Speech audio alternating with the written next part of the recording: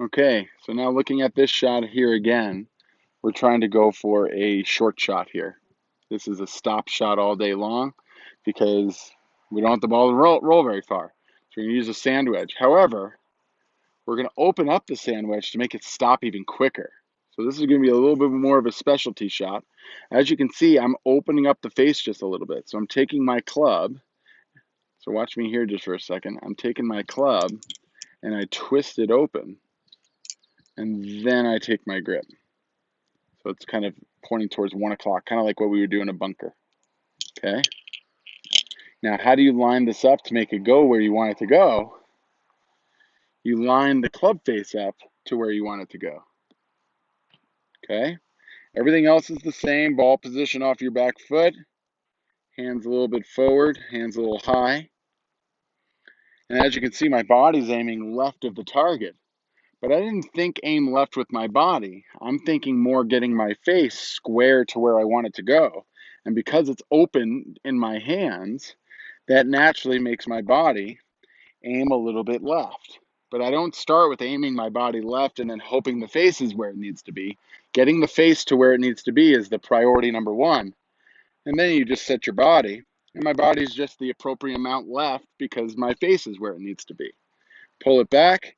Once again, that short little chip shot, staying ankle high here. If I get that club too high, it's going to go too far. Controlling distance, particularly on short chips, which we have a lot of today, is making sure that that club stays nice and low. Below the knee, or even thinking only ankle high here is where we want to be.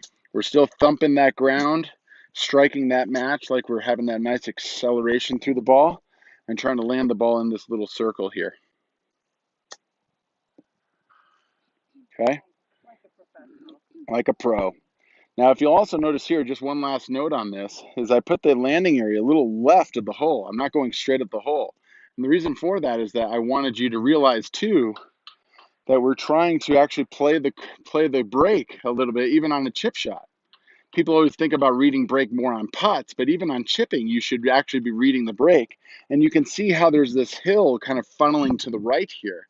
So when I find my landing area, and this is what I kind of put in my mind's eye. We don't always have the hula hoop there. Well, we never have the hula hoop there when we're playing in real life.